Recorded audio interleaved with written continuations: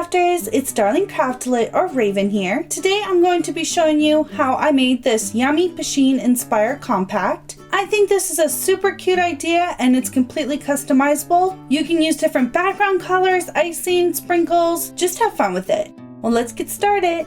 First, you're going to need your clay. To know the exact colors and materials I used to make this, make sure you check the description box below. You're also going to need your clay tools. To begin, you want to make all of your sprinkles. I rolled out all the colors into thin snakes. Then I cut them into sprinkle-shaped bits. I used 3 shades of pink and 3 shades of a minty blue. Once you're done all that, you want to pre-bake them for 3 to 5 minutes, following your package instructions. Then set them aside. Next, you'll need a metal compact mirror so it can go into the oven. If you can't find one locally, you should be able to find one online. You will also need a rolling pin and or a pasta machine. Roll out your background colors thinly. I'm using a pink and a mint. I actually did this with my pasta machine on the 3rd thinnest setting. Then you want to use some Bake and Bond or liquid clay. Spread it thinly on the front of the compact. I actually used my fingers for this to keep it as smooth as possible. Lay your clay over the top from the center outwards to avoid air bubbles. Cut away the extra clay and smooth it out. Work with your compact and cover whichever parts you would like. Repeat this with the back side. I missed filming this, but make sure you pop any air bubbles with a needle tool or blade and smooth it out. Next, with some rolled out clay in your Pusheen color, sketch out a Pusheen shape with your tool. I chose to use more of a pearly Pusheen colored clay. When you're happy with the shape, cut it out and smooth the edges. Then you want to position your Pusheen on the front of the compact any way you would like. Then gently blend it into place. To make the stripes, you want to cut them out of a dark gray color. I did them in a cut-off oval shape.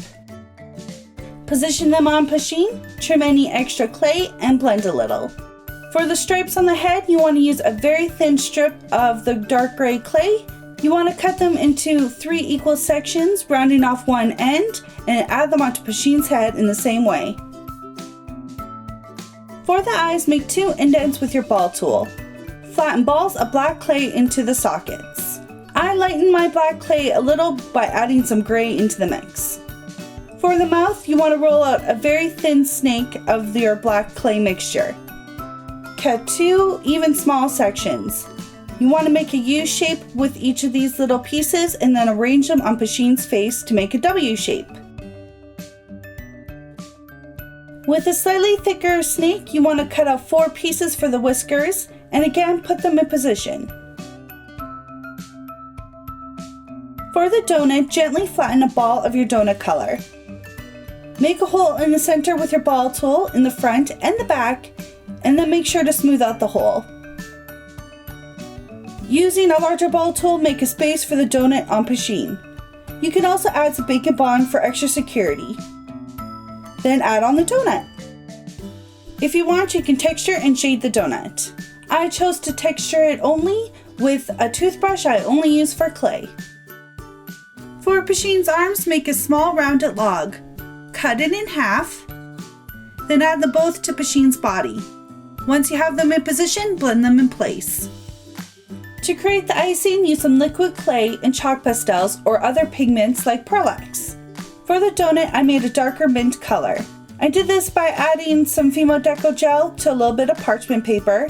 Then I shaved some chalk pastels in some blue and a little bit of white. When you're happy with the color, use your ball tool to add it to the donut. Then you want to make the icing for the rest of the compact. I did a pearly one. It's very unrealistic, but I was going for a really pretty / girly look, and I wanted the color to match the pearls I'm going to put on later.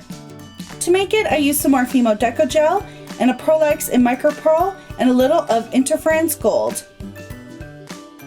When you have it all mixed, you want to scoop it onto the compact.